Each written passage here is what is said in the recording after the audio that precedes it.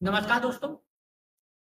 15 अगस्त 1947 को भले ही ये देश आजाद हो गया और लोगों को राजनीतिक आजादी प्राप्त हो गई, लेकिन जातिवाद से ये देश अभी तक पूरी तरीके से आजाद नहीं हुआ। इस जातिवादी समस्या को समाप्त करने के लिए हमें अभी और लंबा संघर्ष करना पड़ता।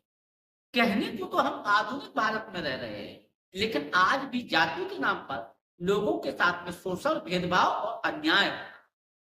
ताजा उदाहरण किसी छोटे मोटे व्यक्ति का नहीं, बल्कि इस देश के chief justice of India B R. Gavai का, जो एक दलित चीफ जस्टिस हैं, जिन्हें उस तरीके का प्रोटोकॉल नहीं मिला जिसके वो हकदार। वहीं दूसरी ओर इस देश में सांप्रदायिकता का जहर फैलाने वाले बाबाओं और ढोंगियों के सम्मान में रेड कारपेट बिछा दी जाती।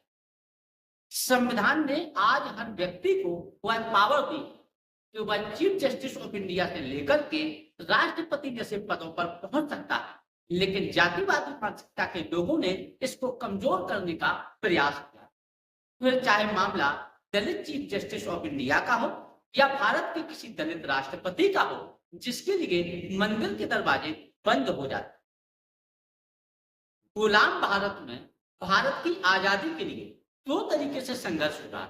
एक वो थे जो चाहते थे कि भारत को राजनीतिक आजादी प्राप्त, और दूसरे वो थे जो चाहते थे कि राजनीतिक आजादी के साथ साथ सामाजिक आजादी भी प्राप्त। क्योंकि जिस देश में लोग सदियों से, कई हजार सालों से जाति के नाम पर जिनके साथ शोषण, भेदभाव, अन्याय, अपमान उनका होता रहा है, उनको सामाजिक समानता दिलाना भी उनका मुख्य उद्देश्य था। जिनमें इसके लिए महात्मा गांधी, महात्मा फुले और डॉक्टर बी.आर. अम्बेडकर जैसे सामाजिक पुंगा काम कर रहे थे, जो चाहते थे कि इस देश में सामाजिक विषमताओं की कड़ियों को समाप्त करके सामाजिक समानता को स्थापित किया जाए।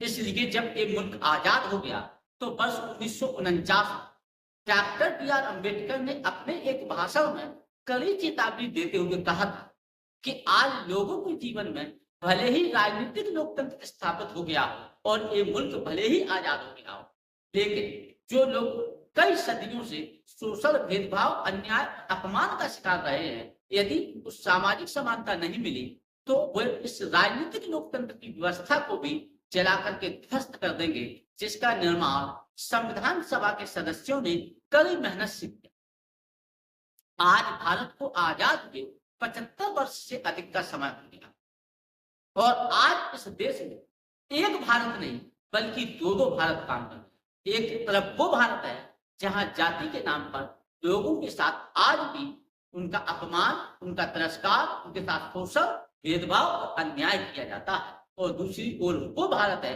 जिसे शाइनिंग इंडिया कहते हैं, जहां आज भारत चांद पर। ऐसा नहीं कि आजादी के बाद इस देश में कोई बदलाव ना होगा।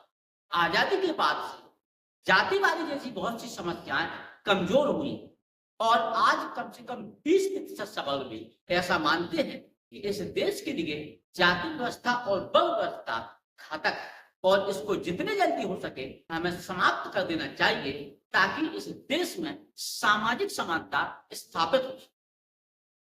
धन्यवाद।